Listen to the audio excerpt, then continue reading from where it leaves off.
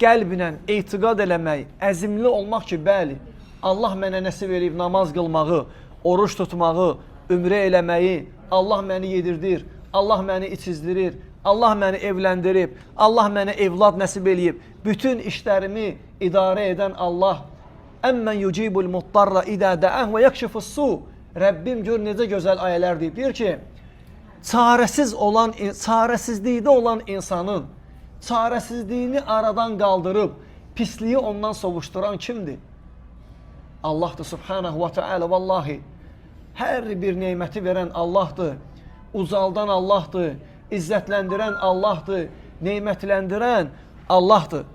Lakin Peyğəmbər sallallahu aleyhi ve sellem daim Allah Teala dua eləyərdi ki, Allahümmə la tec'alid dünya ekbera hemminə və la məbləğə ilminə. Ey Rəbbim, dünyanı ən böyük dərdimiz və elmimizi, zəkamızı yalnız dünyanı əldə eləmək etmə. Dünya neymətdir, Allah Teala verib bizə istifadə eləyək. Lakin bütünlüklə dünyaya bağlamaq, vallahi bu ziyan gətirir. Allah Teala başqa bir ayda buyurur ki, La tulhikum əmvalukum və la əvladukum an zikrillah. Nə mallarınız, nə ailələriniz, evladlarınız sizi Allah'ı zikr eləməkdən yayındırmasın.